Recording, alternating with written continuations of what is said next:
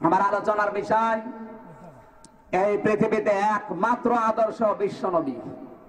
কি বলেন না কেন? কোরআন শরীফের ভেতরে একটা গুরুত্বপূর্ণ আয়াত আমরা পড়েছি, ৭৩ নম্বর সূরা, সূরা আহজাব ২১ নম্বর আয়াত আমরা পড়েছি। এই আয়াতের ভেতরে যত কথা আমার আল্লাহ দিয়েছেন, আমার এই ছোট্ট জ্ঞান থেকে বলছি, কিয়ামত পর্যন্ত যদি আয়াত নিয়ে কেউ আলোচনা করে, যত নাড়াচাড়া করবে তত নতুন নতুন তথ্য আমার আল্লাহ হাতে ধরিয়ে দেবে। জোরে বলেন সুবহানাল্লাহ। বিশ্ব নবীকে আল্লাহ একমাত্র আদর্শ বানালেন কেন? কারণ এই দুনিয়ায় যারা আমরা এখন বেঁচে আছি, কোন মানুষকে অন্ধভাবে অনুসরণ করা জায়েজ নেই। সে আপনার বাবা হোক, পীর হোক, ওস্তাদ হোক। কথা বলছেন না কেন? কারণটা হচ্ছে এই, একটা একটা করে প্রায় 15টা কারণ আমি তাফসীরের ভেতরে পেয়েছি।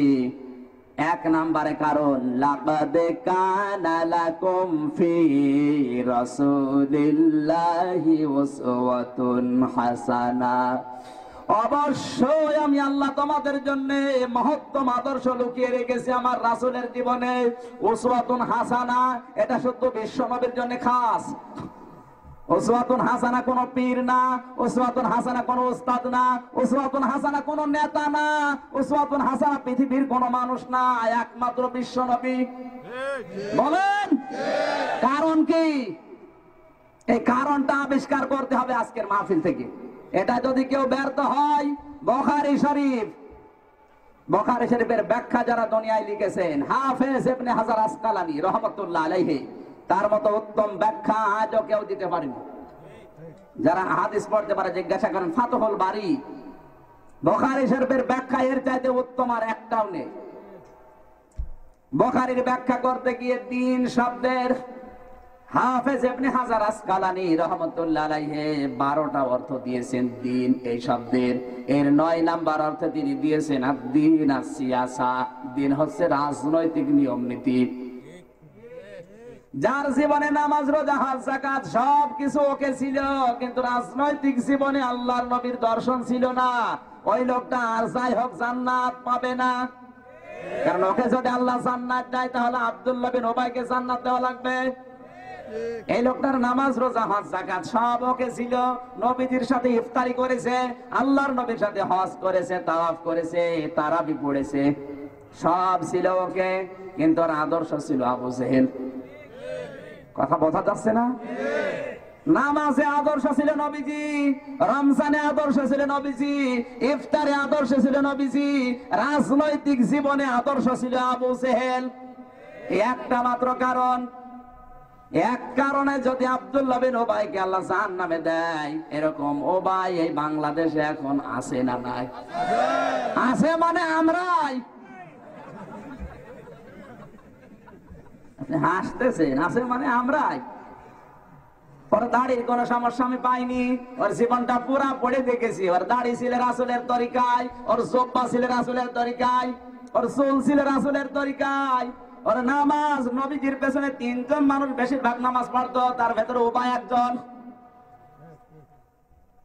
সব আমি ওকে পেয়েছি, শুধু একটা জায়গায় ঝামেলা, ওদের ময়দানে বিশ্ব নবীর পেছন থেকে 300 জন সাহাবীকে নিয়ে ভেগে গিয়েছিল।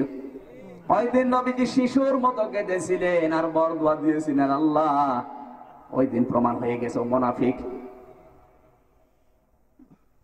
আল্লাহর নবীকে রাজনৈতিক জীবনেও মানত না। এজন্য বুখারী শরীফ লেখার আগে ইমাম বুখারী একটা কিতাব লিখেছেন আল-আদাবুল মুফরাদ। এর 6 নাম্বার হাদিসের 3 নাম্বার পয়েন্টে আছে, বিনা হিসাবে বিনা বিচারে 6 প্রকার মানুষকে আল্লাহ ময়দানে কিয়ামতে জাহান্নামে দিয়ে দেবে। ও বিচারও করবে না, হিসাবও নেবে না। তার 3 নাম্বারে তারা এই দুনিয়াতে যাদের আদর্শ বিশ্ব নবী ছিল না। এদেশে এখন কম না বেশি? বেশি। এই জন্য তো ইসলাম আসে না। নবীজিকে কেন আপনি একমাত্র আদর্শ মানবেন? এবার কান লাগান। মহত্তম আদর্শ যেহেতু নবীজির ভেতরে আল্লাহ লুকিয়েছেন, পৃথিবীর কাউকে অন্ধভাবে বিশ্বাস করা, মেনে নেওয়া জায়েজ নেই। আছে না? বলেন নাই। কারণ কি? কারণ দুনিয়ার কোন মানুষের চরিত্র আপনার কাছে স্পষ্ট না। এই বাংলাদেশে যারা বিএনপি করে ওরা বুকে হাত দিয়ে বলতে পারবে ম্যাডাম খালেদা জিয়া জীবনে কোনোদিন একটা গোনা করেনি? বলেন। যারা আওয়ামী লীগ করে তারা বলতে পারবে আমাদের প্রধানমন্ত্রী শেখ হাসিনা জীবনে একটা মিথ্যা কথা বলিনি? পারবে। যারা জামাত ইসলাম করে তারা বলতে পারবে মাওলানা নিজামী একটা মিথ্যা কথা জীবনে বলিনি? পারবে। যারা জাতীয় পার্টি করে ওরা বলতে পারবে চাচা এরশাদ জীবনে এক কথা দুইবার বলিনি? সকালে এক কথা বিকালে বলেন না আমি বলিনি। চাচা একটা পেয়েছি আমরা ডিজিটাল চাচা, খালি ডিগবাজি খায়। যারা বলে সুবহানাল্লাহ, দোয়া করছে আল্লাহ তুমি চাচার হায়াত আরো বাড়িয়ে দাও। ফেসবুকে স্ট্যাটাস দেখলাম চাচা মনে হয় দিয়েছে যে আমার যৌবন এখনো অটুট, 80 বছর বয়স, চাষির অভাব নেই তাও যৌবন যাচ্ছে না। তার মানে চাষি আমাদের আরো একটা দরকার। কথা বলেন। 85 বছর বয়সে যদি চাষা বলে যৌবন আমাদের অটুট, আমরা করছি কি? আমাদের হারবাল ছাড়া জীবনই চলে না। বাংলাদেশের যুবকদের জনশক্তি হারিয়ে যাচ্ছে। Report India herbal, Kolkata herbal না সিলেটে নেই। মাসে মানে আসার পরে সিলেটে ঢোকা যাচ্ছে না, বাসের পেছনেও মেরে দিয়েছে। এটা হওয়ার পেছনে কারণ আছে না নেই? ওটা আমার আলোচনার বিষয় না, আমি ওইদিকে যাচ্ছি না। সম্মানিত ভাইরা, পৃথিবীর কোন মানুষ এ কথা বলতে পারবে না যাকে আমি আদর্শ করে চলি ওই লোকটা জীবনে একটা মিথ্যা বলেনি। একটা মানুষের ভেতরে এই গ্যারান্টি আল্লাহ দিয়েছেন। আল্লাহ রাব্বুল আলামিন বলেন আমার নবী 63 বছরের জীবনে একটা মিথ্যা কথা বলেনি। ওয়াইন্নাকা লাআলা খুলুকিন আযীম। সূরা কলমের 4 নম্বর আয়াত আল্লাহ জানিয়েছেন আমার নবীকে এমন চরিত্র আমি দিয়েছি। আযীম শব্দটা কোন নবীর নামের শেষে আপনি পাবেন না। পাবেন? হযরত ইসহাক নবীকে আল্লাহ একবার ডাক দিয়েছেন গোলামিন আলিম, আমার জ্ঞানী বান্দা। হযরত ইসমাইল নবীকে আল্লাহ ডাক দিয়েছেন গোলামিন হালিম, আমার সহনশীল বান্দা। আর বিশ্ব নবীকে আল্লাহ জানিয়েছেন খুলুকিন আযীম, আমার মহান বান্দা। সুবহানাল্লাহ বলতে পারেন নাই? এত বড় চরিত্র দিয়েছি কিয়ামত পর্যন্ত মানুষ অনুসরণ করে কোল কিনারা পাবে না। অন্যান্য নবীরা চেয়ে পায়নি, নবীকে আল্লাহ ওগুলো এমনিতে উপহার দিয়ে দিয়েছে। জোরে বলুন সুবহানাল্লাহ। নবীজি একমাত্র আদর্শ হওয়ার পেছনে 1 নাম্বার কারণ বিশ্ব নবী মুহাম্মদ রাসূলুল্লাহ জীবনে একটা মিথ্যা কথা বলেনি। সুবহানাল্লাহ বলতে পারেন নাই? কারণ আছে, কারণ আমাদের জীবনই শুরু মিথ্যা দিয়ে। হিসাব করে দেখেন 63টা বছরে একটা মিথ্যা যার ছিল না, একে যেমন তেমন বিষয়। আমরা 63 সেকেন্ড কাটাতে পারবো? পারবো না। জীবনে কখনো তুমি মিথ্যা বলনি, তাই তো তোমায় পেতে কাঁদে ধরনি। তোমারই মতো নেতা পেলেও গো ফুটত সুখের গোলাপ চামেলি বকুল। জোরে বলেন মারহাবা। নবীজি আমাদের একমাত্র আদর্শ হওয়ার পেছনে কারণ আমরা 1 নাম্বার কি পেলাম? জীবনে তিনি বলেন। সুতরাং অন্ধভাবে তাকে মানা লাগবে, কোন চিন্তা ভাবনা ছাড়াই। কথা বলেন ঠিক কিনা? 2 নম্বরে নবীজি আমাদের আদর্শ কারণ তিনি দাঈ ইলাল্লাহ ছিলেন। কি ছিলেন? ইয়া আইয়ুহান নাবিয়্যু ইন্না আরসালনাকা শাহিদাও ওয়া মুবাশশিরাও ওয়া নাযীরা ওয়া দাঈয়ান ইলাল্লাহি বিইযনিহি ওয়া সিরাজাম মুনীরা। সূরা আহজাব 22 নাম্বার পারা 3 নাম্বার পৃষ্ঠা 2 নাম্বার লাইনের 46, 47, 48 নাম্বার আয়াত। রব্বুল আলামিন বলেন হে আমার নবী আপনাকে আমি পাঠিয়েছি সাক্ষী হিসাবে। মুবাশশিরা ওয়া নাযীরা, সুসংবাদদাতা, ভীতি প্রদর্শনকারী। আপনি আমি আল্লাহর দিকে মানুষকে ডাক দেবেন। আপনি সিরাজ, আপনি মনির। জোরে বলেন আল্লাহু আকবার। এই পৃথিবীতে নবী একমাত্র আদর্শ, কারণ তিনি আল্লাহ ছাড়া অন্য কারো দিকে ডাকেন নাই। আজ পৃথিবীতে ওই লোকটা আপনার সামনে থাকতে পারে যে লোকটা আল্লাহ ছাড়া অন্য কারো দিকে ডাকে। বলেন, আনা বা ইলাজ্জা আছে কোরআনে কারিমে। আনা বা ইলাজ্জা, ওই লোকটার পথ অনুসরণ করো যে আমার আল্লাহর পথ ধরেছে। যে লোকটা বাবার পথ ধরেছে, যে লোকটা স্বামীর পথ ধরেছে, যে তার স্বামীর পথ ধরে অনুসরণ করে চলছে, ওকে অনুসরণ করা জায়েজ নেই। ওই লোকটার পেছনে যাওয়া লাগবে যে আমার আল্লাহর পথ ধরেছে। এরকম লোক আজ কম না বেশি? এবার একটা কড় করে দলিল দিচ্ছি, কান খাড়া করে লিখে নেন। ওয়ামানা আহসানু কাওলাম মিম্মান দাআ ইলাল্লাহি ওয়া আমিলা সালিহান ওয়া ক্বালা ইন্নানি মিনাল মুসলিমিন। এটা বুঝতে হবে, এটা পরিচিত আয়াত, আমি এমনি পড়িনি। এখানে শিক্ষাটা আছে। সূরা হামিম সাজদা 33 নম্বর আয়াত। এটা প্রায় পরিচিত সবার কাছে, কিন্তু এর ভেতরে তথ্য আছে। আমান আহসানু কাওলাম মিম্মান দাআ ইলাল্লাহ, আল্লাহ বলেন ওই লোকটার চাইতে উত্তম কথা দুনিয়ায় কেউ বলে না যে আমার আল্লাহর দিকে ডাকে। কার দিকে? জোরে বলেন। ওয়া আমিলা সালিহার, ভালো ভালো কাজ করে। ওয়া ক্বালা ইন্নানি মিনাল মুসলিমিন, আর বলে আমি একজন মুসলমান। এই আয়াতের ভেতরে হুকুম কয়টা বলেন? এই দেশের দিকে বার তাকান। আজ অনেকে আমরা বলছি আল্লাহর দিকে কম বেশি ডাকে না ডাকে না?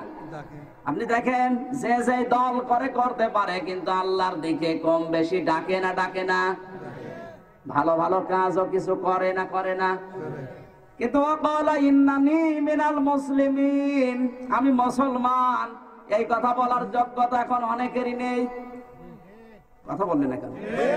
আছে কারো যোগ্যতা আছে? অন্তত এই দেশে বসবাস করে আপনি বলতে পারবেন না যে আমি মুসলমান। কারণ মুসলমান সুদ খেতে পারে, আর এই দেশে এখন সুদ ভিত্তিক অর্থনীতি চলছে। ডাইরেক্ট না খান, ইনডাইরেক্ট ঢুকবে। এজন্য এই দেশে যদি এখন ফেরেশতাও বাস করে, সেও সুদখোর। আমি আপনাকে হাসির খোরাকি দেই, চিন্তা ভাবনার খোরাকি দিলাম। আপনি আল্লাহর দিকে ডাকতেছেন, যে টুপি মাথায় দিয়ে আল্লাহর দিকে ডাকেন, ও টুপির ভেতরে সুদ।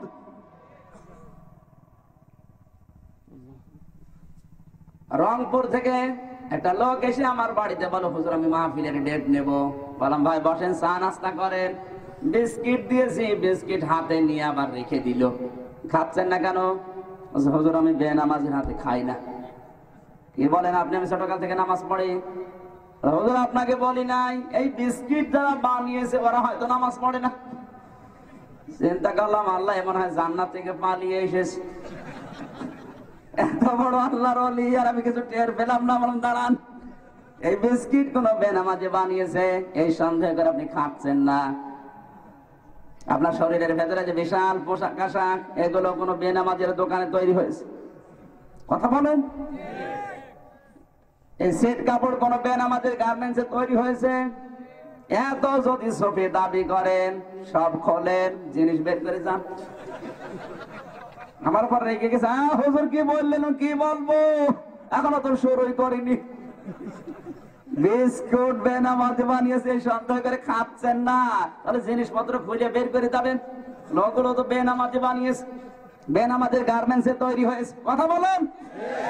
পরে রংপুরে কল দিলাম বড় ভাইয়ের কাছে, যে এরকম একটা লোক আপনার এলাকা থেকে, গ্রাম থেকে এসেছে, লোকটা কেমন? বলো রে বাবা, তো টাটকা সুদখোর, টাকা ছেড়ে রাখে, টাকা আসে, ওই টাকা তোলে, খায় আর আল্লাহ আল্লাহ করে। না সুদ সিলেটে নেই? বলেন। অধিকাংশ মানুষ কুষ্টিয়ার এনএস রোডে দেখি আসরের নামাজ পড়ে সুদের টাকা তুলতে বের হয়, অথচ নামাজ পড়ে এসেছে। আসরের নামাজ পড়ে সুদের টাকা তুলতে যে লোক বের হয়, ওর কোন বিশ্বাস বলেন তো? ওর বিশ্বাস যে নামাজ পড়লাম আমার সুদ খাইলে যে গোনা হবে, কাটাকাটি, মাঝখানে জান্নাতে যাবো, পাও। এরকম ধান্দার মানুষ সিলেটে আছে না নেই? কারা কারা সুদ খান হাত তোলেন তো দেখি। আলহামদুলিল্লাহ, সিলেটে সুদ না থাকলে সকালবেলা পেপারে দিয়ে দেবো সুদ মুক্ত। আপনি বলতে পারবেন না এই দেশে বুকে হাত দিয়ে আমি মুসলমান, কারণ মুসলমান দাবি করলে ওর কাছে যৌতুক থাকবে। সিলেটে তো যৌতুক নেই না, ওই রকম যৌতুক নেই। আমি শুনলাম স্যারের কাছে সিলেটে যৌতুক নেই, কিন্তু বিয়ের 3 দিন আগে 2 ট্রাক মালামাল মেয়ের বাড়ি থেকে পাঠানো লাগে। জোরে বলেন সুবহানাল্লাহ। যৌতুকের মোটরসাইকেল নিয়ে যে মানুষগুলো চলাফেরা করে, স্ত্রীর সামনে দিয়ে যখন গিয়ার দেন, বউ মনে মনে বলে আল্লাহ ওদের অ্যাক্সিডেন্ট করে। যৌতুকের যে সমস্ত টিভি, ফ্রিজ, খাট, চেয়ার, সারাদিন পরিশ্রম করে এসে যৌতুকে চেয়ারে খাটে একটু হেলান দিয়ে বসবেন, যদি কড়মড় করে আপনার সামনে আপনার বউ বলবে তোমার বাবার তা একটু আস্তে বসতে পারো না। আমার মনে হয় স্ত্রীর মুখে এই কথা শোনার চাইতে যৌতুকের খাটে না বসে কবরে বসা ভালো। এরপরে অনেকে যৌতুক নেবে, যেহেতু রাষ্ট্রীয় ভাবে নেই এই বিধানটা। আমরা মুসলমান হিসাবে এই অবৈধ কাজটা ছেড়ে দিতে পারি না? বলেন। বিবাহ শুরু হচ্ছে হারাম জিনিস দিয়ে, তো ওখানে যা জন্মাবে সবই তো উল্টা পাল্টা।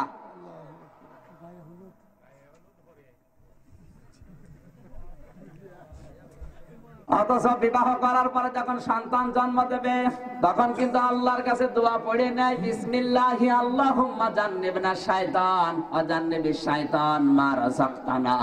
হে আল্লাহ, তোমার নামে আরম্ভ করলাম, তুমি আমাদের সন্তানাদি রিজিক যা দেবে ওগুলো যেন শয়তান থেকে হেফাজত থাকে, এমনকি আমাদেরকেও তুমি শয়তান থেকে বাঁচাও। এ দোয়া পড়ে না? বলেন, পড়েছেন? সেদিন এক মুরব্বীকে জিজ্ঞাসা করছিলাম, গাইবান্ধায় যে ছেলে মেয়ে কয়টা? বলছে 9টা। দোয়া বলেন তো। দোয়া তো পড়েনি। দোয়া পড়েননি, সন্তান হইলো কি করে?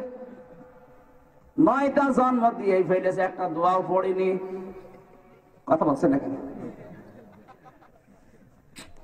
আশ্চর্য মানুষ। আপনি কি সন্তান জন্ম দিচ্ছেন? গত বছরে, এই বছরে, যে বছর গেল, গত বছর হজের সময় একটা লোক লাফাচ্ছিল। আমি বললাম, ভাই লাফান না, পড়ে যাবেন, পড়ে গেলে মরে যাবেন। কেন? ভিড়। তুই আমার ঝেড়িয়ে দিয়ে আমি শয়তান মারবো। মাথার পাথর ছিল, পাথর একবারে শয়তানকে মেরে দিয়েছে।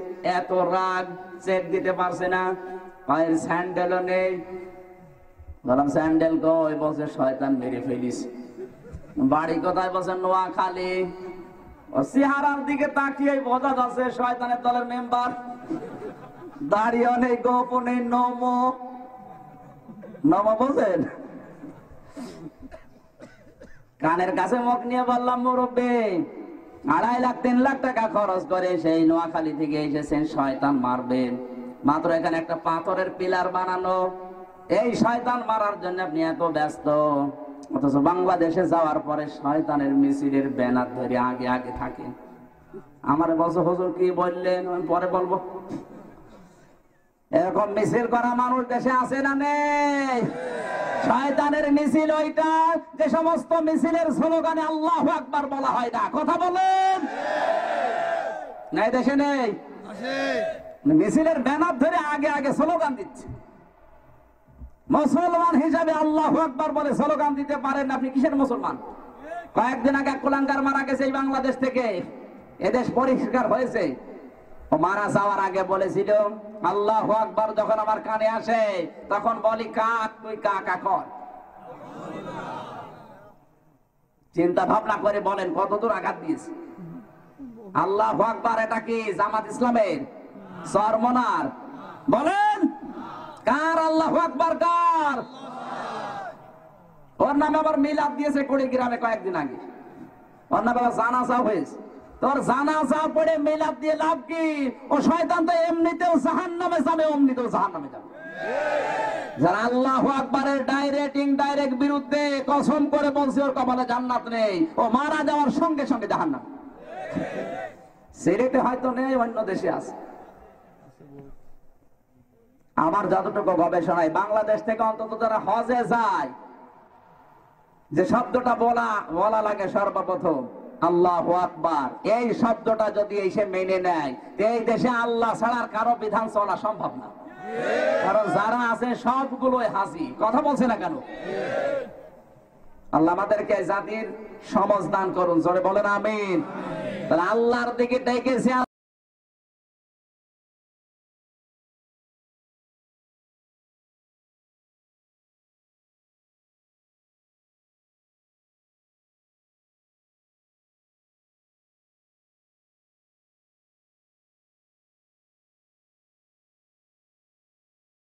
নবী একমাত্র আল্লাহর দিকে, এই জন্য তিনি আমাদের আদর্শ। অন্য কারো দিকে ডেকেছে বলেন? নবীরা যত ডাক দিয়েছে মানুষদেরকে, এই কথা কিন্তু নবীরা বলেন নাই যে আমার কাছে আল্লাহর ধন ভান্ডার আছে।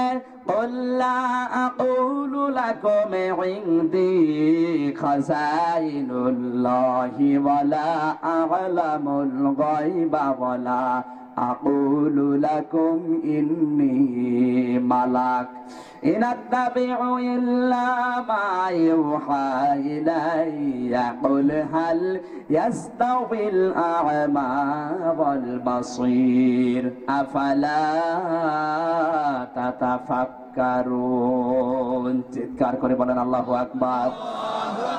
সূরা নাম 7 নাম্বার পারা 12 নাম্বার পৃষ্ঠা 13 নাম্বার লাইনের 150 নাম্বার আয়াত। এটা শুধু 50 নাম্বার আয়াত। আল্লাহ পাক বলেন, হে নবী আপনি বলুন, কুল্লা আকুলু লাকুম ইনদি খাযাইনুল্লাহ, আমি এই কথা বলি না যে আমার কাছে আল্লাহর ধন ভান্ডার আছে, খাজানা আছে। আজ বাংলাদেশে কত পীর এলাকায় না থাকতে পারে, কুষ্টিয়ায় আছে লালন শাহর মাজারে অনেক পীর দাবি করছে মুরিদ বানানোর সময় আমার কাছে আল্লাহর ধন ভান্ডার খাজানা আছে। 1000 দরবারে কেউ বেরবে না খালি হাতে, এরকম দরবারও দেশে আছে না নেই? বলেন। নবীরা দাওয়াত দেওয়ার সময় আল্লাহ জানিয়ে দিচ্ছেন, আপনি বলুন যে ইনদি খাযাইনুল্লাহ, আমার কাছে আল্লাহর কোনো ধন ভান্ডার নেই। ওয়ালা আলামুল গায়বা, আমি এই কথাও বলেন যে আমি গায়েব জানি। পীর নামে কলঙ্ক, কত ভণ্ড গায়েবের অদৃশ্যের কত খবর দিয়ে ফেলছে। বলেন। এখানে হাত দেখানোটা জায়েজ নেই, হারাম। এদিকে হাত দেখানো নেই। গণকের কথা বিশ্বাস করা হারাম। হাত দেখিয়ে রাশিফল গণনা করা হারাম। এটা করলে আল্লাহর উপর থেকে যেন তার বিশ্বাস উঠে যায়। এই সেন্সে আব্দুল্লাহ ইবনে মাসউদ থেকে বর্ণিত তাবিজ ব্যবহার করাও জায়েজ নেই, শিরক আর হারাম।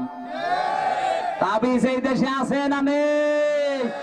আজ কত আলেম নামে কলঙ্ক, পীর নামে কলঙ্ক, ওরা তাবিজের ব্যবসা করে যাচ্ছে। আমি যতগুলো হাদিস পড়েছি তাবিজের বিরুদ্ধে, আব্দুল্লাহ ইবনে মাসউদ থেকে শক্ত শক্ত হাদিস, তাবিজ ব্যবহার করা হারাম, হারাম এবং শিরক। এই তাবিজ আছে কার কার মাথায়, গলায়, হাতে? হাত তোলেন তো। এখানে আছে, অনেকের আছে, হাত তোলেন। এই মুহূর্তে খুলে ফেলা লাগবে। সেদিন ফরিদপুরে ডক্টর শাহিন জব্বারের চেম্বারে গিয়েছিলাম, যে দেখি উনি তো হাড়ের ডাক্তার, মানুষের একটা ছবি টাঙিয়ে ওর গলার ভেতরে কমপক্ষে 500 তাবিজ। বললাম ভাই এত তাবিজ? যত মানুষ আছে ছোট ছোট ছেলে মেয়ে নিয়ে ওর হাতে গলায় মাথায় তাবিজ দেখলে খুলে রেখে দি। একটা ডাক্তারের চেম্বারে যদি এত তাবিজ পাওয়া যায়, এই বাংলাদেশ ধরলে আমার মনে হয় তাবিজ হয়ে যাবে কয়েক গাড়ি। মক্কা মদিনায় 45 দিন থাকলাম, কারো তো তাবিজ দেখলাম না। ওটা যদি জায়েজ হবে, ইসলাম হবে, তো ওখান থেকে পাওয়া যাবে। কথা বলছে না কেন? জন্ম নিতে পারে না, ওর গলায়, হাতে, মাথায় 14টা করে তাবিজ ঝুলিয়ে দিয়েছে। ও যদি কথা বলতে পারতো আমার মনে হয় বলতো, আল্লাহ পেটের ভেতরে ছিলাম, ভালো ছিলাম, দুনিয়ায় কেন পাঠাইলে? তাবিজের যন্ত্রণায় বাঁচি না। আপনার যদি কোনো সমস্যা হয়, সূরা নাস, ফালাক আর সূরা ফাতিহা পড়ে ফু দেন, জায়েজ আছে। তাবিজ ঝোলানো জায়েজ আছে। ওটা যারা দেয় ওরা যেন আমার আল্লাহকে বিশ্বাস করে না, ওই তাবিজের উপরে ভরসা চলে আসে। এই জন্য এটা শিরিক। এটা কি? আর শিরিক যদি কেউ করে, ওকে আল্লাহ মাফ করবে না। যাদের আছে খুলে ফেলেন ভাই। দেখে আপনি তোলেন তো, হাত তোলেন তো।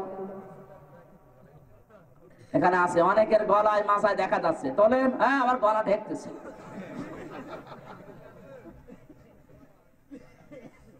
এই মুহূর্তে খুলে ফেলে দেন, কিচ্ছু করতে পারবেন আপনার তাবিজ। কিসের তাবিজ? এমনকি নবীজি পর্যন্ত কারো কোনো উপকার করতে পারবে না। উপকার করার মালিক কে? আমি নবীজির কবরে সালাম দেওয়ার সময় হাত তুলেছিলাম, পুলিশ এসে আমার হাতের উপর এক বাড়ি দিয়েছে। ডাক দেয়া বলে, হাজিল হজ্জাত, নবীর কাছে কি চান?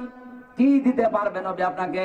আপনার যদি কিছু দরকার হয় পেছনের দিকে ঘোরেন, কাবার মালিক আল্লাহর কাছে বলেন।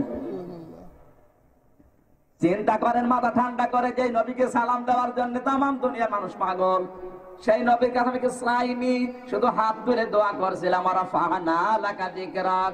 আল্লাহ তুমি নবীর সম্মান আরো বাড়িয়ে দাও। পুলিশ মনে করছে আমি কিছু চাই, এজন্য আমার হাতে বাড়ি দিয়ে হাত নামিয়ে দিল। কিছু দরকার যদি হয় কাবার মালিক আল্লাহ, তার কাছে বলেন। জুতার ফেতাও যদি না থাকেন আগে বলবেন আল্লাহকে, তারপরে অন্য কাউকে। কথা বলছে না কেন? আল্লাহর কাছে যাওয়ার অভ্যাস করা লাগবে। আজ এই বিশ্বাসটা আমাদের আস্তে আস্তে উঠে যাচ্ছে। যেহেতু এই বাংলাদেশে মাজার বেশি, কবর পূজা হয় বেশি, পীর পূজা হয় বেশি। এই কবর পূজা, মাজার পূজা, পীর পূজা মক্কা মদিনায় নেই। আছে? যদি থাকতো তাহলে উসমানের কবর, হযরত উসমান রাদিয়াল্লাহু তাআলা আনহু, যাকে জান্নাতের সার্টিফিকেট দিয়েছেন নবীজি, পড়ে আছে সাধারণ ভাবে, বোঝা যাচ্ছে না যে কবর কিনা, একটা পাথর দেওয়া শুধু। ফাতেমাতুজ জোহরার মতো মানুষ পড়ে আছে জান্নাতুল বাকিতে, বোঝা যাচ্ছে না কবর কিনা। আর তুমি গরু ছাগল মরে যাও, কবর তোমার 3 তলা হয়। এলাকায় মনে হয় মাজার নেই, মাজারের যন্ত্রণায় শেষ হয়ে গেল দুনিয়া। যত মাজার আর পীর সবে বাংলাদেশ। পীর বলা হয় ওই জিনিসকে, আপনি যেটা জানেন না, ফাসআলু আহলা যিকরি ইন কুনতুম লা তা'লামুন, যেটা জানো না, যে জানে তার কাছে জেনে নাও, এটা পীর। ওর কাছে হাদিয়া তোফা নিয়ে যাওয়া লাগবে, পায়ে চুমা খাওয়া লাগবে, সেজদা দেওয়া লাগবে, পূজা করা লাগবে। পেয়েছো কোথায়? ভণ্ডামি। এগুলো ইসলাম না, এগুলো কি? ভণ্ডামি। মক্কা মদিনায় যে করে দেখেন তো, এগুলো সব খুলে ফেলবে। মানে নতুন নতুন ইসলাম বানিয়েছে। আর এই সমস্ত মাজার, পীর আর এই কবর পূজা নিয়ে এমন এমন কবরও বাংলাদেশে তৈরি হচ্ছে, লাশ নেই। এটা ফরিদপুর থেকে বরিশাল যাওয়ার পথে কয়েকদিন আগে একটা মাজার গজিয়েছে, নাম দিয়েছে পায়খানা শাহ রহমতুল্লাহ আলাইহি। শয়তান যদি ওখানে যাইতে চিন্তা করবে, মানে পায়খানাও মরে আল্লাহর ওলি হয়ে যাচ্ছে, তা আমরা করছি কি? হয়তো কেউ পায়খানা করেছে, একটু বেশি হয়েছে, ওর উপরে মাটি দিয়ে চারিদিকে পাঁচিল দিয়ে একটা সাইনবোর্ড টাঙিয়েছে, পায়খানা শাহ রহমতুল্লাহ আলাইহি। বাজারে মানুষ টাকা দিচ্ছে আর ব্যবসা করে যাচ্ছে। সিলেট এই সমস্ত ঝামেলা থেকে বেশি আছে, এই জন্য বলেন আলহামদুলিল্লাহ। আলহামদুলিল্লাহ, নাউজুবিল্লাহ বলে। নবীজি বলেন সবচাইতে বড় আযাব নিপতিত হবে 2 শ্রেণীর মানুষের প্রতি। আল্লাহর রাগ 2 শ্রেণীর মানুষের প্রতি। 1 নাম্বার যাদের উপরে কিয়ামত পড়বে, 2 নাম্বার যারা খাদেম হবে মাজারের। এই বাংলাদেশে মাজারের খাদেম আছে না নেই? প্রমাণ হচ্ছে শাহজালালের মাজার। আমি নিজে গেছি, চট গায়ে দিয়ে একজন বসে আছে, আমি ঢুকতেছি, বলে দিন কি দেব? মাজারে এসেছেন, টাকা দেন। আমি বললাম আমার চেনেন? আমি আর এক মাজারের লোক, লালনের মাজার, আপনি আমার কাছে টাকা চাচ্ছেন? আজ বিভিন্ন দরবারে মানুষ গরু নিয়ে, ছাগল নিয়ে, হাঁস মুরগি নিয়ে, মেয়েদের অভ্যাসটা বেশি। অনেক মেয়েকে দেখা যায় মরক রান্না করে ছাগল নিয়ে জবাই করে নিয়ে যাচ্ছে পীরের দরবারে। যদি জিজ্ঞাসা করেন মা কোথায় যান, বলবে বাবা আজ 10 বছর বিয়ে হয়েছে, আমার ছেলে মেয়ে হয় না, পীরের দরবারে যাচ্ছি। ও সিলেটবাসী কান খাড়া করে শোনেন, এই সিলেটে কুকুর আছে না নেই? কুকুর আর আরেক নাম কি? কুত্তা। এর বাচ্চা হয় না? বছরে 8টা 10টা করে বাচ্চা হয়। কোন পীরের মাজারে গেছে বলেন? বলো, 8টা 10টা করে বাচ্চা জন্ম দেয়, কোনো বাবা লাগে না। আর তোমার একটা জন্ম দিতে 4-5টা বাবা দরবার মারা শেষ। কুকুরের মতো ইমানও তোমার নেই। বলেন, গরু নিয়ে ছাগল নিয়ে টিরাক বোঝাই করে যাচ্ছে বাবার দরবারে, কোথায় পেয়েছেন ভণ্ডামি? যদি এটা ইসলাম হতো তাহলে বিশ্ব নবীর দরবারে গরু এক পাল পড়ে যেত। আপনি নবীর একটা জীবন দেখান তো, কোন নবীজির কোন সাহাবীদের একটা জীবন দেখান যার দরবারে মানুষ গরু ছাগল নিয়ে গেছে, দেখান। আপনি ইসলাম বানিয়েছেন নতুন করে নিজের দরবার ঠিক রাখার জন্য। যেটা ইসলামে নেই ওটা যদি কেউ ইসলাম মনে করে পালন করে ও কাফের। বলেন, যেটা ইসলামে আছে ওটা যদি কেউ বাদ দিয়ে দেয় ও কাফের। আলিয়াউমা নাখতিমু আলা আফওয়াহিহিম আলিয়াউমা আকমালতু লাকুম দীনাকুম ওয়া আতমামতু আলাইকুম নি'মাতি ওয়া রাদিতু লাকুমুল ইসলাম দীনা। এই আয়াতের প্রমাণ সূরা মায়েদা 6 নাম্বার পারা, 6 নাম্বার পৃষ্ঠা 3 নাম্বার লাইনে 2 নাম্বার প্রথম নাম্বার উপর 3 নাম্বার আয়াতের প্রথম অংশে আছে। এরপরও যদি কারো বিশ্বাস না হয় ওর কপালে হেদায়েত নেই। আমি লিখে দিচ্ছি ওর কপালে হেদায়েত নেই, কারণ কোরআন শরীফ যদি আপনাকে হেদায়েত দিতে না পারে আপনাকে কোন বাবা হেদায়েত দেবে? বলেন, তো আয়াত মারা পৃষ্ঠা লাইন রুকু সূরার নাম সব বলে দিলাম। এই ভ্রান্ত ধারণা আজ বাংলাদেশের 100 ভাগের 95 ভাগ মানুষ। এই যে রাজবাড়ি ট্রাক ভর্তি করে রক্সি রং কোম্পানির মালিক লোকটা আমার মাহফিলে একবার সভাপতি ছিল। ওই দিন আদর্শের উপরে আলোচনা করেছিলাম। প্রত্যেক বছরে 3 লাখ টাকার গরু কিনে কিনে পাঠায় বাবার দরবারে। আমার বলছে, হুজুর আমি মনে করি আমার বাবাই রব, বাবাই সব। আমার ব্যবসা বাণিজ্য মনে হয় বাবাই বরকত দেয়, কিন্তু আপনি একই শোনালেন কোরআন দিয়ে। আমার ভ্রান্ত ধারণা দূর হয়ে গেছে, আমার কাছে পরিষ্কার হয়েছে। আগামী বছর থেকে এই 3 লাখ টাকা দিয়ে আমি কোরআনের মাহফিল দেব।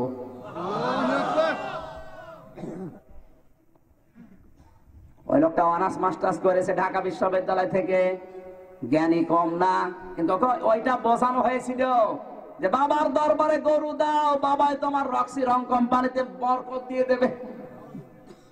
এজন্য ওই বিশ্বাসে ছিল। কোরআন দিয়ে আলোচনা করার পর ওর মনটা চেঞ্জ হয়ে গেছে। শেষ পর্যন্ত এসে তার পরের বছরে মাহফিল দিয়েছে 3 লাখ টাকা খরচ করে, বিশাল মাহফিল, যত মানুষ এসেছে আল্লাহর বান্দাদের খাবার খাওয়িয়েছে। এই মানুষটা যদি কোরআন শুনে ফিরে আসতে পারে, তোমার কি হয়েছে? ফিরে আসবা না। আপনি ভুল প্রমাণ করেন যেটা কোরআন হাদিসে নেই, তাহলে আমি মেনে নেব। আপনি জোর করে ঠেলে নিয়ে যাবেন, ওর নাম তো ইসলাম না। কথা বলেন। আমার ভাইরা, আমি শিক্ষা দিচ্ছিলাম, বিশ্ব নবী যদি বলতে পারেন আমি গায়েবের কোনো খবর জানি না, তাহলে বাংলাদেশে কোন পীর যদি গায়েব সম্পর্কে কিছু বলতে পারে ও নবীকে ছাড়িয়ে গেছে। এটা মেনে নেওয়া যায় না। আল্লাহ পাক বলেন, নবী আপনি বলুন লা আকুলু লাকুম ইন্নী মালাক, আর আমি দাবিও করি না আমি ফেরেশতা, বরং তাত্তাবিউ ইল্লা মা ইউহা ইলাইয়া, আমার প্রতি আল্লাহ যে ওহী করে আমি অতটুকুই তোমাদেরকে জানাই। সুবহানাল্লাহ বলতে পারেন না? বিশ্ব নবী আমাদের আদর্শ এই কারণে সব সময় তিনি ডেকেছেন আল্লাহর দিকে, তার কোনো ক্ষমতা ছিল না, কারণ ওয়াজ তিনি যা করেছেন আমার আল্লাহর ওয়াজ। ইয়াউযুকুম, আল্লাহ বলেন ওয়াজ করি তো আমি, ওয়াজ কে করে?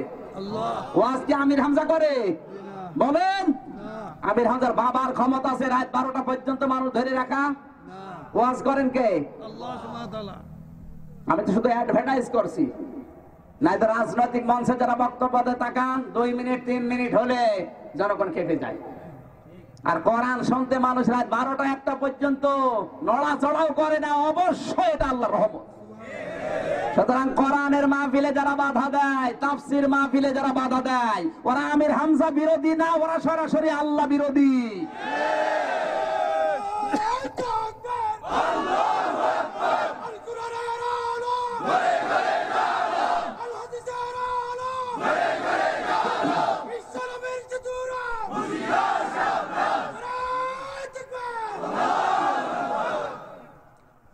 কষ্ট হচ্ছে? বিশ্ব নবী আমাদের আদর্শ 3 নম্বরে, তিনি হচ্ছেন কোরআনের বাস্তব প্রতিচ্ছবি। একদল লোক এসে আল্লাহর নবীর স্ত্রী হযরত আয়েশাকে জিজ্ঞাসা করলেন, আয়েশা বিশ্ব নবীর চরিত্র কেমন ছিল? হযরত আয়েশা বলেন, তোমরা কারা? আমরা বহু দূর থেকে এসেছি। তোমরা কি কোরআন পড়ো? বলে হ্যাঁ আমরা কোরআন পড়ি। তোমরা কি কোরআন বুঝে বুঝে পড়ো? বলে হ্যাঁ কোরআন বুঝে বুঝে পড়ে। হযরতে আয়েশা বলে, ও আল্লাহর বান্দারা, কিভাবে কোরআন তোমরা বুঝে পড়ো? কানা খুলুকুল কোরআন, কোরআনে যা যা পড়েছো ঠিক ওইটাই আমার নবীর ভেতরে ছিল। কোরআন হচ্ছে থিওরি, সেই থিওরির বাস্তব মডেল হচ্ছে বিশ্ব নবী। নবীজি আমাদের 1 নম্বরে আদর্শ হওয়ার কারণে, 3 নম্বরে কারণে কোরআন বাস্তব থিওরি, তার বাস্তব প্র্যাকটিক্যাল বাস্তব মডেল হচ্ছে আমার নবী। কোরআন দেখে দেখে তিনি জীবন চালিয়েছেন। কথা বলেন ঠিক কিনা? 4 নম্বরে বিশ্ব নবী আমাদের সেই কারণে, কারণ দুনিয়ায় এমন কোন মানুষ নেই যাকে অনুসরণ করলে জীবনের গুনাহ মাফ হয়ে যায়। আছে? আছে? কিয়ামত পর্যন্ত আসবে কেউ? কিন্তু একজন মানুষের জীবনে গ্যারান্টি আমার আল্লাহ দিয়েছেন। হে পৃথিবীর মানুষ, কান খাড়া করে শোনো, কুনতুম তুহিব্বুনাল্লাহ ফাত্তাবিউনি ইউহিব্বুকুমুল্লাহ ওয়া ইয়াগফির লাকুম যুনুবাকুম আল্লাহু গফুরুর রহিম। সূরা আলে ইমরান 3 নাম্বার পারা 13 নাম্বার পৃষ্ঠা 3 নাম্বার লাইনে 4 নাম্বার উপর 31 নাম্বার আয়াত। এটা তাফসীরে ইবনে কাসির থেকে বলছে, আল্লাহ পাক বলেন, হে নবী, দুনিয়ার মানুষকে আপনি জানিয়ে দিন, তোমরা যদি আল্লাহর ভালোবাসা পেতে চাও, আমরা চাই না? চাই না? বলেন। আওয়ামী লীগ, বিএনপি, জাতীয় পার্টি, জামাত, ইসলাম করতেই পারি, কিন্তু আমরা আল্লাহর ভালোবাসা বলেন। আল্লাহ বলেন, যদি ভালোবাসা চাও ফাত্তাবিউনি, আমার রাসূলের অনুসরণ করা লাগবে। আমি আল্লাহর অনুসরণ করা লাগবে, কথা কিন্তু নেই এখানে। ফাত্তাবিউনি, আমার রাসূলের অনুসরণ করা লাগবে। এখানে আল্লাহ তাবউন শব্দটা দিয়েছেন, তাবাইন, 3টি অক্ষরের সমন্বয়ে শব্দটা গঠিত। আমার নবীকে শুধু ভালোবাসলে হবে তা এখানে নেই। নবীকে তো ভালোবাসতেই হবে, মাস্ট বি, এটা ঈমানের অঙ্গ। কিন্তু নবীকে ভালোবাসাই শুধু না, তাকে অনুসরণের মাধ্যমে প্রমাণ দিতে হবে আমি নবীকে ভালোবাসি। বলেন। ফাত্তাবিউনি, এই তাবউনের ব্যাখ্যায় আমি যখন তাফসীর দেখেছি, মুফাসসিরিন ইকরাম লিখেছেন, তাবউন মানে দেখে দেখে চলা। একজন মানুষ আপনার সামনে চলে, কতটুকু পায়ের ডিসটেন্স রেখে হাঁটে, কতটুকু পা দূরে দূরে ফেলে, ঠিক ওই কায়দায় ওই জায়গায় পা ফেলে চলার নাম তাবউন। কথা বোঝা যাচ্ছে না? যদি এই তাবউন অনুসরণ করতে পারো ব্যক্তিগত জীবন থেকে আন্তর্জাতিক জীবন পর্যন্ত, আমি আল্লাহ কি করব জানো? ওয়া ইয়াগফির লাকুম যুনুবাকুম আল্লাহু গফুরুর রহিম। আমি আল্লাহ তো তোমাদের ভালোবাসবই, আর আমি আল্লাহ যাকে ভালোবাসি তার জীবনের সব গুনাহ আমি আল্লাহ মাফ করে দেই। সুবহানাল্লাহ। পৃথিবীর এমন কোন মানুষের নাম পাবেন যাকে অনুসরণ করলে, যাকে আনুগত্য করলে, ভালোবাসলে জীবনের গুনাহ মাফ হয়? আছে? নেই। একটা মানুষ শুধু আল্লাহ পাঠিয়েছেন, যাকে অনুসরণ করলে, যাকে ভালোবাসলে, যাকে আনুগত্য করে মেনে নিলে জীবনের একটাও গুনাহ বাকি থাকে না। এক ফির মজারের আলোচনা, বর্তমান, ভবিষ্যৎ, প্রেজেন্ট, ফিউচার। জাম্বুর 1 বছর, জুনুব বহু বছর। যখনই কোন মানুষ রাসূলকে অনুসরণের সিদ্ধান্ত নেবে, ওই মুহূর্তেই তার সব গুনাহ আল্লাহ মাফ করে দেবে। এই জন্য আল্লাহ 2টা নাম দিয়েছেন, আল্লাহু গফুরুর রহিম। কারণ আল্লাহ গফুর, আল্লাহ রহিম। সুবহানাল্লাহ বলতে পারেন না? এই পৃথিবীতে অনেকেই রাসূলকে শুধু ভালোবেসেছিল, অনুসরণ করে নাই, এই জন্য আল্লাহ তাদেরকে মাফ করে নাই। কিন্তু যারাই ভালোবেসেছে, সাথে সাথে অনুসরণ করে প্রমাণ দিয়েছে, আল্লাহ তাদের কাউকে বাকি রাখে নাই, মাফ করে জান্নাত দিয়েছেন। হযরতে তালহা রাসূলকে ভালোবাসতেন, প্রমাণ দিতে গিয়ে বিশ্ব নবীর শরীর বাঁচাতে 80টা তীর তার পিঠের উপরে নিয়েছিলেন। পরবর্তীতে দেখা গেল হযরতে তালহার পিঠের উপরে 1টা 2টা না, আল্লাহর নবীর শরীর মোবারক বাঁচাতে গিয়ে 80টা তীর বিদ্ধ হয়েছে। নবীতে ঘোষণা দিলেন, তালহা জান্নাতি। সুবহানাল্লাহ বলতে পারেন না? কোন ভালোবাসায় অনুসরণ করে জীবন পর্যন্ত দিয়েছেন, তখনই জান্নাতি বলে ঘোষণা দিয়েছেন। আর আমরা এমন ভালোবাসি, নবীকে গালি দেয় লতিফ কাজ্জাবের মতো কুলাঙ্গার, একটা বিবৃতিও দিতে পারে না। কিসের অনুসরণ করো তুমি?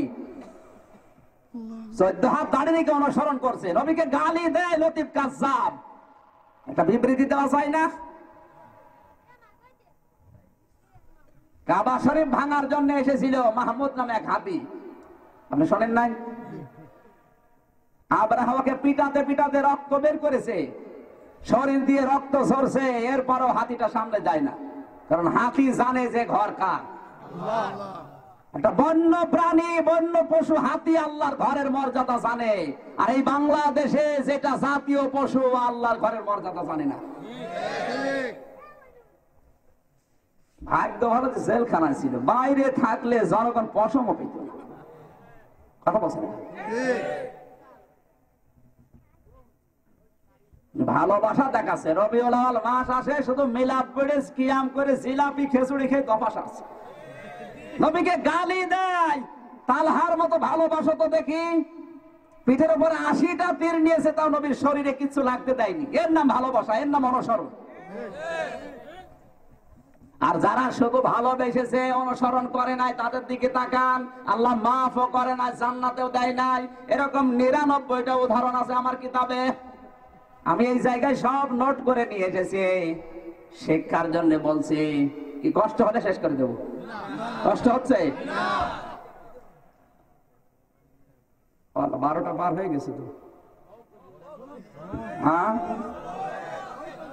12টার পরে তো কথা বলা ঠিক না। আজকে পর্যন্ত থাক নাকি? যে না আপনি এখানে এসে বলেন আমি ঘুমাবো। আল্লাহর নবীকে যারা শুধু ভালোবেসেছেন, আব্দুল্লাহ বিন উবাইও কিন্তু ভালোবাসা কম দেয়নি। আল্লাহর নবী শুধু বলেছিলেন আল্লাহর কাছে আব্দুল্লাহ আর আব্দুর রহমান প্রিয় নাম, ও সঙ্গে সঙ্গে নিজের ছেলের নাম পরিবর্তন করে আব্দুল্লাহ রেখেছে, নিজের নাতি ছেলের নাম পরিবর্তন করে আব্দুল্লাহ রেখেছে, নিজের বাবার নাম পরিবর্তন করে আব্দুল্লাহ রেখেছে। ভালোবাসা কম ছিল তার? বলেন। নবীজির চাচা আবু তালিব যেদিন মারা যাচ্ছিল, আল্লাহর নবী তার দরজার কাছে গেলেন, মাথার কাছে হাত দিয়ে বললেন, ইয়া আম্মি আবি তালিব কুল লা ইলাহা ইল্লাল্লাহ হাজ্জুল লাকা ইনদাল্লাহি ইয়াউমাল কিয়ামাহ। রাহুল বুখারী, দ্বিতীয় খণ্ডে আছে বুখারী শরীফের। হে চাচা, শুধু একবার আপনি বলেন লা ইলাহা ইল্লাল্লাহ মুহাম্মাদুর রাসূলুল্লাহ, বলা লাগবে না। এতটুকু কথা যদি বলতে পারেন, কিয়ামতের দিন আল্লাহর দরবারে ঝগড়া করে আপনাকে আমি জান্নাতে নিয়ে যাব। ও কিন্তু ভালোবাসা কম দেয়নি। আবু তালিবের জীবনটা আমি পড়ে দেখেছি, নিজের সন্তান আলীর চাইতে নবীকে বেশি ভালোবাসতো। নিজের সন্তান আলীরও খোঁজ খবর তেমন নিত না, কিন্তু ভাইয়ের এতিম ছেলে মুহাম্মদ রাসূলুল্লাহর খোঁজ প্রতিদিন নিত। সব জায়গায় নবীকে দিয়েছে, মাথায় নিয়েছে, বুকে নিয়েছে, মুখে দিয়েছে, পিঠে নিয়েছে। এটা কিয়ামতের মাঝে, হাদিসটা যদিও দুর্বল, আমি শিক্ষার জন্য বলছি, কিয়ামতের ময়দানে আবু তালিবের কোন জায়গায় জাহান্নামের আগুন লাগবে না, শুধুমাত্র পায়ের নিচে জাহান্নামের 2টা ফিতা আল্লাহ পরিয়ে দেবে। ওর শরীরের কোন জায়গায় কিন্তু জাহান্নামের আগুন লাগবে না, মাত্র 2টা পায়ে, পায়ের তালুতে জাহান্নামের 2টা ফিতা লাগিয়ে দেবে। এত গরম হবে, ওর মাথার মগজ পর্যন্ত টকবক করে ফুটবে। কারণ একটাই, আল্লাহর নবীর চেহারাকেও মুখে দিয়েছে, চুমা দিয়েছে এই ঠোঁট দিয়ে, নবীকেও পিঠে নিয়েছে, মাথায় নিয়েছে, বুকে নিয়েছে, কিন্তু কোনদিন পায়ের নিচে রাখে নাই। আল্লাহর নবীর শরীর মোবারক যেখানেই লেগেছে, ওই জায়গাটা জাহান্নামের জন্য হারাম হয়ে গেছে। পায়ের কাছে রাখে নাই, এই জন্য পাটাই জাহান্নামের ফিতা আল্লাহ লাগিয়ে দেবে। এই লোকটা যখন মারা যাচ্ছে, আবু জেহেল পাশে বসে বলে, নেতা তুমি পড়বা, সারা জীবন বাপ দাদার ধর্ম মানলে, এখন ভাতিজার নতুন ধর্ম গ্রহণ করে কলঙ্কিত হবা। আর পড়ে নাই। নবীজি মন খারাপ করলেন। এই অবস্থায় আবু তালিব মারা গেল। নবীজির মন খারাপ হওয়া দেখে ফেরেশতা জিবরাইল এসে বলে, হে নবী, আপনি মন খারাপ করেন কেন? ইন্নাকা লা তাহদি মান আহবাবতা ওয়ালাকিন্নাল্লাহা ইয়াহদি মান ইয়াশা ওয়া হুয়া আ'লামু বিল মুহতাদিন। সূরা কাসাস 20 নাম্বার পারা 11 নাম্বার পৃষ্ঠা 9 নাম্বার লাইনে 6 নাম্বার উপর 56 নাম্বার আয়াত। এটা আপনি কাছেরে আছে। আল্লাহ পাক বলেন, হে নবী, আপনি মন খারাপ করেন কেন? হেদায়েত তো আপনার হাতে আমি দেই নাই, হেদায়েত আমি আল্লাহ নিজের হাতে রেখে দিয়েছি। হেদায়েত কে পাবে ওটা আপনার চাইতে আমি আল্লাহ ভালো জানি। এরপরেও নবীজি আবু তালিবের কবরের পাশে দাঁড়িয়ে দুহাত তুলে দোয়া করেছিলেন, রব্বুল আলামিন, তুমি আমার চাচা আবু তালিবকে মাফ করে দাও। ফেরেশতা জিবরাইল সঙ্গে সঙ্গে এসে বলে, হে নবী, হাত নামান। কার জন্য হাত তুলেছেন?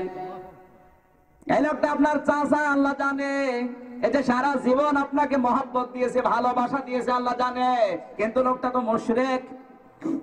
মা কানা লিন-নাবিয়্যি ওয়াল্লাযীনা আমানু আইয়াস্তাগফিরু লিল-মুশরিকিন ওয়ালাউ কানু উলি কুরবা মিন বা'দি মা তাবায়্যানা লাহুম আন্নাহুম আসহাবুল জাহিম। সূরা তাওবা 11 নাম্বার পারা 4 নাম্বার পৃষ্ঠা 4 নাম্বার লাইনের 113 নাম্বার আয়াত। এটাও আপনি কাছেরে আছে। আল্লাহ পাক বলেন, হে নবী, কার জন্য হাত তুলেছেন? এটা আপনার চাচা, আমি তো ভালোভাবে জানি। এটা সারা জীবন আপনাকে ভালোবেসেছে, সোমা দিয়েছে, আমি দেখেছি। কিন্তু লোকটা তো মুশরিক, ও তো আপনার অনুসরণ করে নাই। আপনি বলতে বললেন লা ইলাহা ইল্লাল্লাহ, লোকটা বলে না, এজন্য আমি আল্লাহকে মাফও করি নাই। কোন নবীর জন্য, কোন ইমানদারের জন্য এটা জায়েজ না, শোভনীয় না, উচিত না। কোন মুশরিকের জন্য আল্লাহর কাছে ক্ষমা চাবে, ওয়ালাউ কানু উলি কুরবা, যদিও এটা নিজের নিকট আত্মীয় হয়। আপনার চাচা আমি জানি, কিন্তু ও তো কালেমা পড়ে আপনার অনুসরণ করে নাই। ওর জন্য আপনি দোয়া করছেন কোন কারণে? নবীর হাত আল্লাহ ফেরত দিচ্ছেন। আর বাংলাদেশে টাটকা মুশরিক মরে যায়, আর আমরা দোয়া করে জান্নাতে দিয়ে আসি, মনে হয় কন্ট্রাক্টরে নিয়েছি।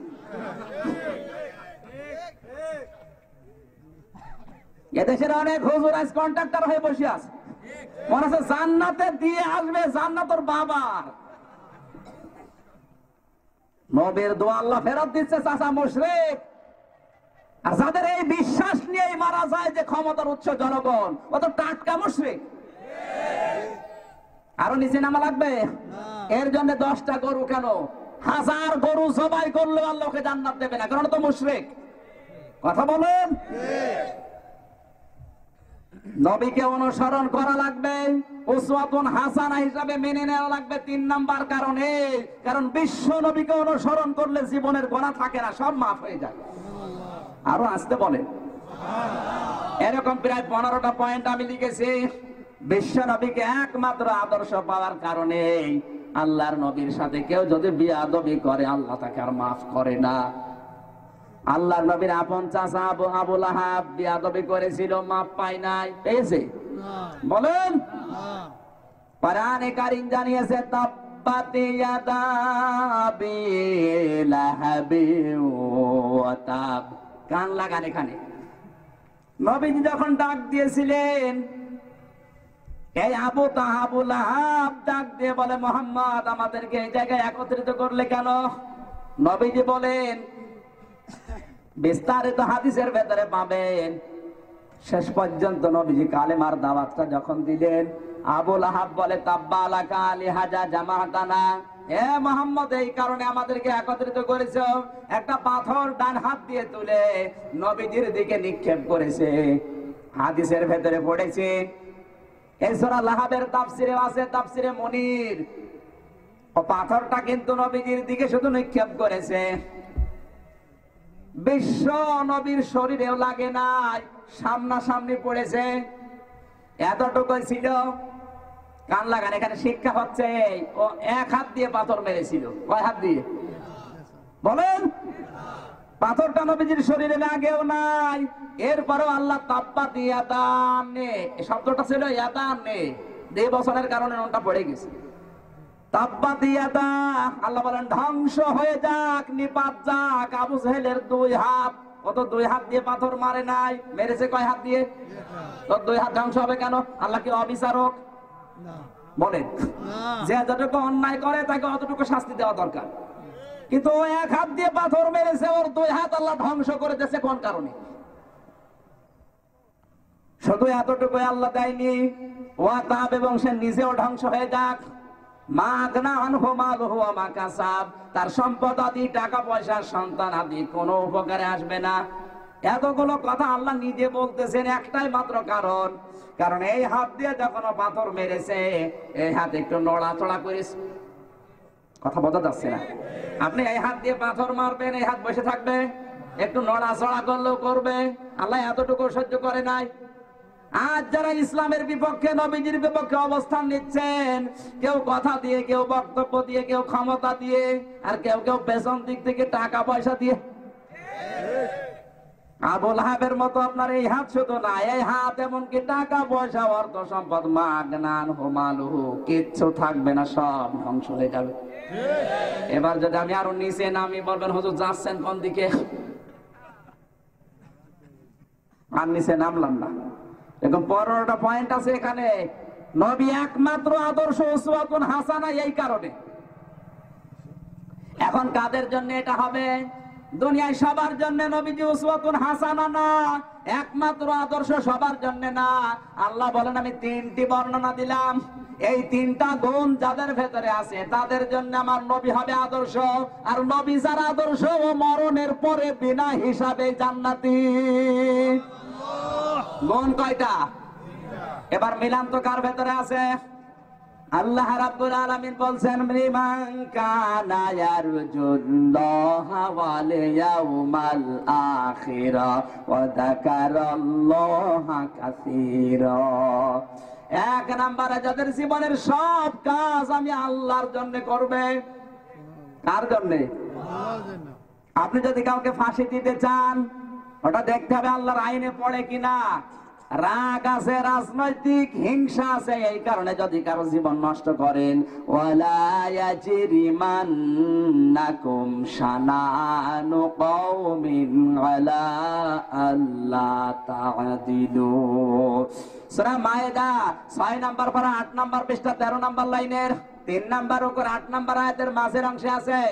আল্লাহ তাআলা বলেন, সাবধান, কোন ব্যক্তি, কোন গোষ্ঠী, কোন পরিবার, কোন দল, কোন দেশ, কারো উপরে ব্যক্তিগত রাগ আছে, হিংসার বশবর্তী হয়ে পূর্ববর্তী রাগ তুলতে গিয়ে যেন তাদের উপর অত্যাচার করবা না। হয়তো অনেক দিনের রাগ আছে, ক্ষমতা পেয়ে একবারে ওই রাগ তাদের উপরে তুলতে যেও না। রাগ তুলতে গিয়ে যেন আবার অবিচার হয়ে না যায়। আমার মনে হয় পৃথিবীর দিকে তাকালে এখন দেখি, হিংসার বশবর্তী হয়ে ক্ষমতা পেয়ে রাগ তোলে না, 40 বছরের রাগ সব তুলে ফেলছে। 40 বছরের রাগ সব তুলে ফেলছে না? কারো সাথে যদি মিলে যায় আমি করবো কি? বাদ দিয়ে দেবো?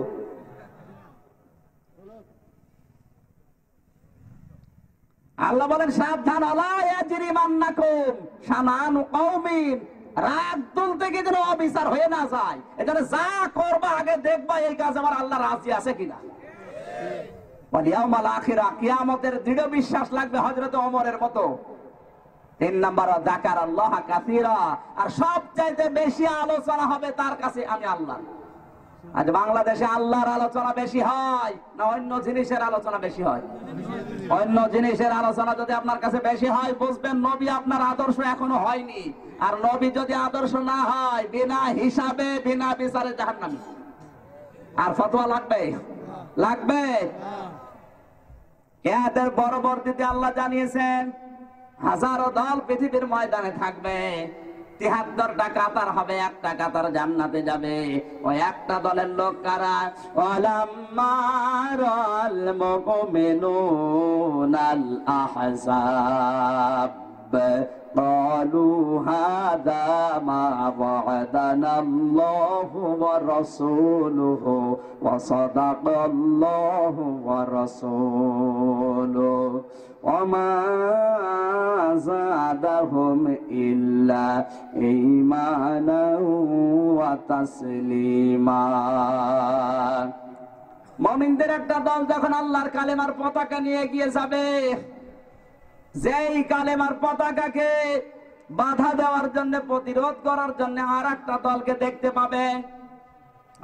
সিলেটবাসী আজ পৃথিবীর ময়দানে যারা এই কালেমার দাওয়াত দিচ্ছে সবাই কিন্তু বাধার সম্মুখীন হয় না। আজ হাজারো দল পৃথিবীতে আছে।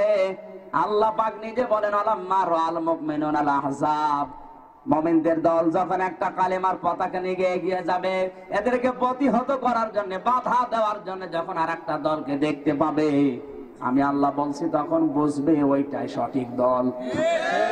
এদেশে কোনটা আপনি মিলিয়ে নেবেন। আল্লাহ আমাদের তৌফিক দিন, জোরে বলেন আমিন। বারাকাল্লাহু লানা ওয়া লাকুম ফিল কোরআনিল আযীম। আল্লাহুম্মা আমিন। রব্বানা যালামনা আনফুসানা ওয়া ইল্লাম তাগফির লানা ওয়া তারহামনা লানাকুনান্না মিনাল খাসিরিন। রব্বুল আলামিন, তোমার আরশ থেকে সিলেটের ময়দানের দিকে তাকাও। অনেকগুলো মানুষ আমরা তাহাজ্জুদের এই সময় আমরা হাত তুলেছি। এত রাত পর্যন্ত কারো কথা শোনার জন্য আমরা জেগে থাকি না। আল্লাহ তাআলা সূরা হাসাবের 21 নম্বর আয়াত থেকে যে কথাগুলো শুনেছি, বাস্তব জীবনে আমল করার তৌফিক দাও। উসওয়াতুন হাসানায় পৃথিবীতে তোমার নবী ছাড়া অন্য কেউ না। এর কারণগুলো আমরা আবিষ্কার করার চেষ্টায় ছিলাম। যতগুলো কারণ পেয়েছি, এই সিদ্ধান্তে উপনীত হয়েছি বিশ্ব নবী ছাড়া কেউ আমাদের আদর্শ হতে পারে না। মেহেরবানি করে মরণের আগে এই শিক্ষাটা নেওয়ার তৌফিক দাও। রব্বুল আলামিন, কোরআনের মাহফিল করার জন্য তোমার যে বান্দাগুলো শ্রম দিয়েছে, বিশেষ করে আলহাজ সরোজ মিয়া, আল্লাহ বড় ভাই, আজ একটা বছর ধরে কোরআনের এই মাহফিলে আঞ্জাম দেওয়ার জন্য টাকা পয়সা খরচ করছেন, শ্রম দিচ্ছে। যতগুলো যুবক এই মাহফিলের জন্য কষ্ট স্বীকার করেছে, আল্লাহ এদেরকে যে মা পেটে নিয়েছে, ওই মায়ের পেট তুমি ফাতেমার মতো বানিয়ে দাও। সওয়াব যদি দয়া করে কিছু দিয়ে থাকো, কোটি কোটি করে বাড়িয়ে দাও। কিয়ামতের দিনে সুপারিশ করে জান্নাতে নিয়ে যাবে আমাদের আদর্শ। ওই নবীর রওজায়ে মদিনার সবুজ গম্বুজের নিচে পৌঁছিয়ে দাও। দুনিয়ার মাটির নিচে যারা ঈমান নিয়ে ঘুমিয়ে গেল, আল্লাহদেরকে ক্ষমা করে দাও। মা বাপ যারা হারিয়ে ফেলেছে, আল্লাহ মেহেরবানি করে মাফ করে দাও। রব্বুল আলামিন, সারা জীবন কষ্ট দিয়েছি মাকে বাবাকে। অনেকের মা নেই, তাদের চোখের দিকে তাকিয়ে দেখো ওরা কাঁদতেছে। আল্লাহ তাআলা তাদের মা নেই, তাহাজ্জুদের সময় ওরা হাত তুলেছে, তুমি ফেরত দিও না। মায়ের কবরের আযাব থাকলে মাফ করে দাও। আজকের মাহফিলের সম্মানিত সভাপতি যারা, জনাব আলহাজ সরোজ মিয়া, জনাব মকবুল হোসেন, আব্দুল হান্নান ভাই সহ যত মানুষ মাকে হারিয়েছে, তুমি তাদের মাকে মাফ করে দাও। আল্লাহ তাআলা বড় ভাই ডক্টর ফয়জুল হক, তার মাকে হারিয়েছে। তার মায়ের কবরের আযাব থাকলে তুমি এই মুহূর্তে ক্ষমা করে দাও। কবরটা তুমি জান্নাতুল ফেরদাউস বানিয়ে দাও। তোমার হাবিব জানিয়েছে, মায়ের কথা বাবার কথা মনে করে যারা চোখের পানি ফেলবে, আল্লাহ মাফ করে দেবে। নবীজি মাঝে মাঝে মায়ের কবরে যে চোখের পানি ফেলে কাঁদতেন। সাহাবীরা জিজ্ঞাসা করে, হুজুর আপনি কাঁদেন? বিশ্ব নবী বলেন, সাহাবীরা, আমার মায়ের ওই ছোট্ট বেলার আদরের কথা আমার মনে পড়ে গেছে।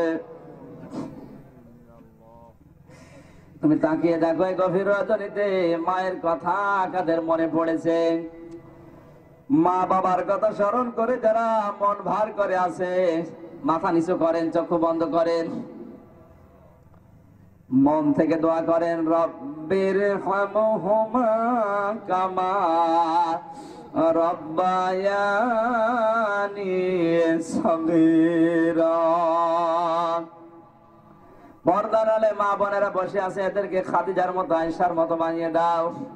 এদের পেটে যে সন্তানাদিগুলো আসবে হযরত হাসান হোসাইনের মতো, ফাতেমার মতো তৈরি করে দাও। রব্বুল আলামিন ছেলে মেয়ে যাদের লেখাপড়া করে এদের মেধাস্মৃতি খুলে দাও। যে যেই ব্যবসা বাণিজ্যে হাত দিয়েছে, ফসল আদি উৎপন্ন করার জন্য পরিশ্রম করে, আমাদের শস্য খাতে ব্যবসা বাণিজ্যে তুমি বরকত দিয়ে দাও। আল্লাহ সিলেট এই জেলার উপরে তোমার রহমত নাযিল করো। বাংলার বীর সন্তান হযরত শাহজালাল রহমাতুল্লাহ আলাইহি পবিত্র মাটিতে ঘুমিয়ে আছে। মেহেরবানি করে এই মাটি তুমি ইসলামের জন্য ঘাঁটি বানিয়ে দাও। রব্বুল আলামিন যত মানুষ দূর দূরান্ত থেকে এসেছে কোরআনের মহব্বত নিয়ে, আল্লাহ এদেরকে তুমি খালি হাতে ফেরত দিও না। যে যেই কামনা বাসনা নিয়ে হাত তুলেছে আমাদের জায়েজ আশাগুলো পূর্ণ করে দাও। এই সিলেট, সুনামগঞ্জ, হবিগঞ্জ, মৌলভীবাজার এই বিভাগের যত মানুষ রোজি রুটির জন্য বিদেশে আছে, প্রবাসী আছে, এদের জন্য তুমি রহমত নাযিল করো। সহি সালামতে আবার তুমি মা বাবার কোলে ফিরিয়ে দাও। আমার কণ্ঠটা ভালো রাখো, আমার জ্ঞান বৃদ্ধি করে দাও। কোরআন বোঝানোর জন্য যা যোগ্যতা দরকার মেহেরবানি করে আমারে দিয়ে দাও। এই দেশের উপরে তোমার রহমত নাযিল করো, আসমান জমিনের বালা মুসিবত থেকে হেফাজত করো। আল্লাহ রব্বুল আলামিন দেশের জন্য যারা জীবন দিয়েছিল, বঙ্গবন্ধু থেকে শুরু করে যত মানুষ এই দেশের জন্য জীবন দিয়েছে, তুমি তাদেরকে ক্ষমা করে দাও। এই দেশটার উপরে তোমার কালেমার পতাকা উড়বে আমরা দেখতে চাই, চর্মচোখে এটা দেখার সুযোগ করে দাও। পৃথিবীর মুসলমানরা নির্যাতিত, বিশেষ করে রোহিঙ্গারা, আল্লাহ তাআলা কাশ্মীরের মুসলমান সহ বাংলাদেশের যারা নির্যাতিত, আমাদেরকে তুমি বাঁচাও। আগামীতে এই মাহফিল কোরআনের জন্য বিশাল আকারে মঞ্জুর করে নাও। তোমার যে বান্দা সেই কুষ্টিয়া থেকে পর্যন্ত কোরআনের কথাগুলো বলার জন্য নিয়ে এসেছে, আলহাজ সরুস মিয়া, তোমার এই হাজী বান্দাকে তুমি হাজী হিসাবে কবুল করে নাও। সুবহান রাব্বিকা রাব্বিল ইজ্জাতি আম্মা ইয়াসিফুন ওয়া সালামুন আলাল মুরসালিন আলহামদুলিল্লাহি রাব্বিল আলামিন। মরণের সময় আমাদের জবানে জারি করো লা ইলাহা ইল্লাল্লাহু মুহাম্মাদুর রাসূলুল্লাহ। সভাপতি সাহেব এখন সমাপনী বক্তব্য দেবে, এরপর আপনারা যাবেন।